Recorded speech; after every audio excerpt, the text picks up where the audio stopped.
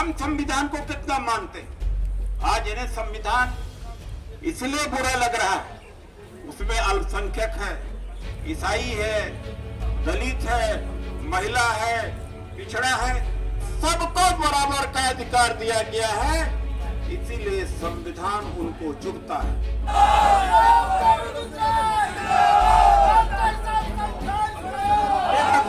जिसके हाथ में तख्तिया है, तख्तिया अपना उठा रखे, जो साथी तख्तिया नहीं है, तख्तिया सब लोग। क्या हमारे साथी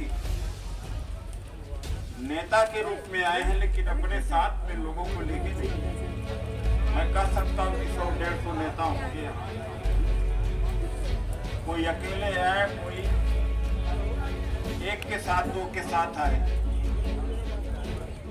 इसलिए का मैं कह सकता हूँ कि जनता अभी उदासीन है, जनता में निराशा है। उसको जगाने का काम हम सब लोगों को करने की चुनौती है। यह जनसभा मेरे द्वारा आयोजित नहीं करी गई, मेरे सहयोगी हैं डॉक्टर वंसुधा जी ने ही तारीख तय करी और पूरे देश में आज इस तरह से विरोध प्रदर्शन निजीकरण के खिलाफ में हो रहा है। ये डेट उन्हीं लोगों ने तय करी। तो मैं डॉक्टर वंसुधा को पहला कार्यक्रम अपने बूते पर करने का धन्यवाद देता हूं और उनका सहयोग प्रेम चौहान जी, बाबूलाल जी और साथियों ने दिया। साथियों,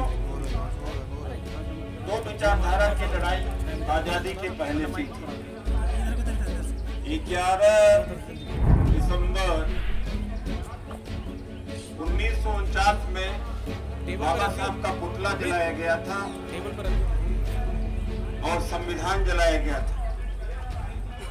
आप समझ सकते हैं कि वो शक्तियां जो उस समय संविधान को स्वीकार नहीं किया था, भागीदारी के स्वीकार नहीं किया था, सेकुलरिज्म को स्वीकार नहीं किया था, वो अब क्या सत्ता में आकर के करेंगी। इस पर इसका अंदाजा लगाना मुश्किल नहीं है, बल्कि ये सब चीज सामने है।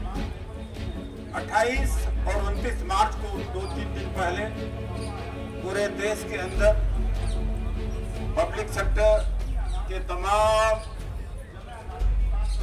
जो सार्वजनिक उद्योग थे, चाहे इलेक्ट्रिसिटी डिपार्टमेंट हो या भेल है, बैंक है, रेलवे भी है, बहुत बड़े पैमाने पर बंदी हुई थी। और ये मुद्दा उसमें भी था। पहले एक परिसंघ हुआ करता था जो निजीकरण के खिलाफ खड़ा हुआ करता था, अब पूरा देश की जनता खड़ा हुआ। पहले सवर समाज को निजीकरण बड़ा अच्छा लगता है, लेकिन आज उन पर बराबर की मार पड़ी हुई है। अगर 1 लाख वैकेंसी निकलती थी, 1 लाख नौकरियां सरकार के द्वारा दी जाती थी, तो लगभग 50,000 सवर के बच्चे भी नौकरी प्राप्त करते थे। अब किसी को नहीं मिल रहा। आज वो हमारे साथ में भी है, जो कि अलग अलग यूनियन, अलग अलग सामाजिक संगठन सबके सब निजीकरण का विरोध कर रहे हैं।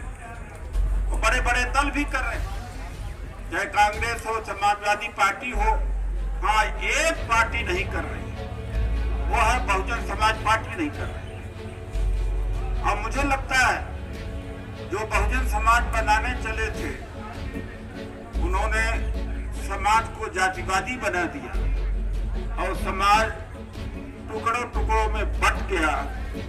और उसका ही परिणाम आज है कि किस तरह से मनवादी शक्तियां देश के अंदर हावी हो गई। हाल में जो चुनाव हुए उत्तर प्रदेश में, जिसको मानवर काशीराम जी ने बनाया, क्या उस पार्टी को एक ही सीट मिलती अगर वो पार्टी माओवादी पार्टी को अपना वोट ट्रांसफर न किया होता? क्या इसी दिन के लिए बहुजन समाज, दलित समाज, कर्मचारी, अधिकारी अपने वेतन की कटौती करके, अपने समय का दान दे करके तमाम तरह के पीड़ाओं को, उत्पीड़न को झेलते हुए इस आंदोलन को खड़ा किया था कि यही आंदोलन एक दिन जाएगा जो खत्म कर, एक दिन होगा जो खत्म कर देगा। मैं समझता हूं कार्यकर्ताओं का भी दोष रहा है, अंधभक्ति हो गई थी। मैं 20-22 साल से इतना ज्यादा पीड़ा झेला हूं, हमारे साथियों ने पीड़ा झेला है पूरे देश के अंदर। जब हम आरक्षण बचाने की बात करते थे, निजी क्षेत्र में आरक्षण की बात करते थे, जाति निषेध की बात करते थे, तो कहा जाता था कि कांग्रेस का चमचा है, कभी कहा जाता था बीजेपी का चमचा है, और कितने ज्यादा प्रहार हमारे ऊपर हुआ करते थे। लाख समझाने के बावजूद में वो समझे नहीं और अंधभक्त बने रहे, और उसी अंधभक्ति का परिणाम यह है कि नौकरी खत्म। आज 44 विश्वविद्यालय हैं, एक में भी वाइस चांसलर दलित, पिछड़ा नहीं है, मुस्लिम नहीं है।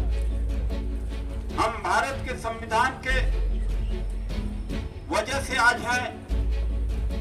धर्म को मानना न मानना यह व्यक्तिगत अधिकार है, स्वतंत्रता है, लेकिन क्या हमें धर्म ने एमएलए कभी बनाया? क्या एमपी हमें कभी बनाया था? मिनिस्टर बनाया था? मुख्यमंत्री बनाया? डॉक्टर, इंजीनियर बनाया था? अगर बनाया हो तो बताइए, बनाया था? नहीं बनाया था। बनाया था? नहीं बनाया था। किसने बनाया? संविधान ने बनाया। हम संविधान को कितना मानते हैं? आज इन्हें संविधान इसलिए बुरा लग रहा है, उसमें अल्पसंख्यक है, ईसाई है, दलित है, महिला है, पिछड़ा है, सबको बराबर का अधिकार दिया गया है। इसीलिए संविधान उनको चुभता है। इसीलिए संविधान को आधा काट चुके हैं और आधा संविधान 2025 में खत्म कर दिया जाएगा।